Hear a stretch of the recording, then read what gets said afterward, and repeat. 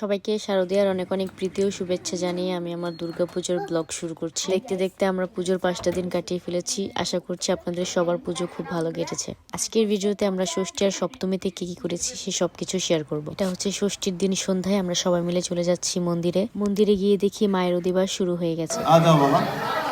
ওম কণ্ডাৎ প্রয়ন্তি পুরুষাঃ পুরুষাস্পরিবেন দুর্বা প্রতনু সহস্রেণু শতেনু চ অনায়া দুর্বায়াঃ দুর্গা দিব্যায়াঃ শুভയോ দিবাসমস্তু। পুষ্প ওম শিষ্যাতে লক্ষ্মীশা পত্রায়ঃ রাত্রে পার্শ্বে নক্ষত্রাণি রূপমশ্বিনৌ বিত্তম ঈশান সর্বলোকমিশ্বানম অনেন পুষ্পেন শ্রী দুর্গা দিব্যায়াঃ।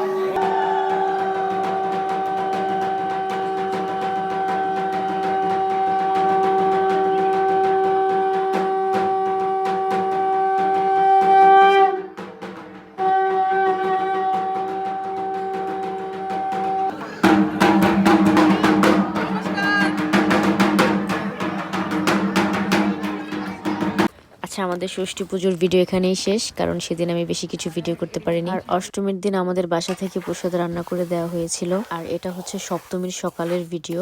মা অষ্টমীর প্রসাদ তৈরি করার জন্য খিচুড়ির ডাল ভেজে রাখছিল। আমি আর মায় পড়াইতেছি কারণ চাইছি সবাই জানোই তো আজকে আমাদের সপ্তমী। হ্যাঁ, এখন আমরা যাচ্ছি সপ্তমীর ঠাকুর দেখতে। ঠাকুর কালকে একটাই, ছিল আমাদের অষ্টমী, কালকে ছিল আমাদের ষষ্ঠী। ষষ্ঠী। আর আজকের কালকা এই যে কাকার আউটফিট আছে, এটা হচ্ছে আমি। সরি, এখন আমরা যাচ্ছি গাড়িতে যাবো আজকে আমরা। আজকে কালকে আর যাওয়া হবে না গাড়ি দিয়ে, কারণ কালকে আমরা বাসে যাবো। রক্তিম, তুই কি বর্মার মোবাইল লয়ে বসছস? না, কারণ মোবাইল লইছস?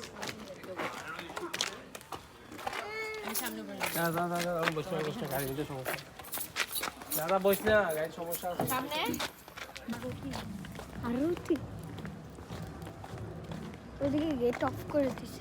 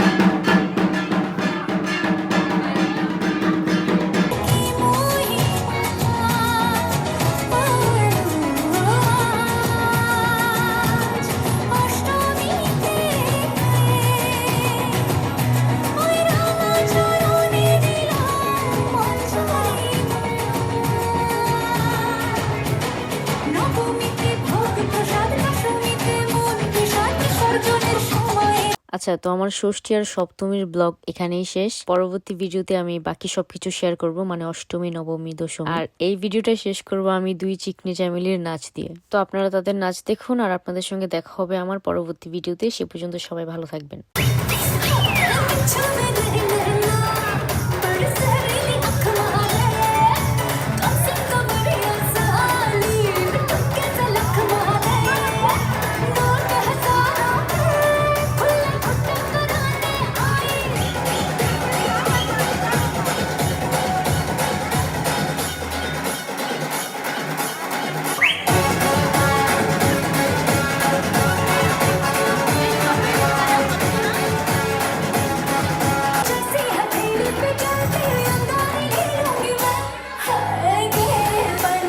चली हो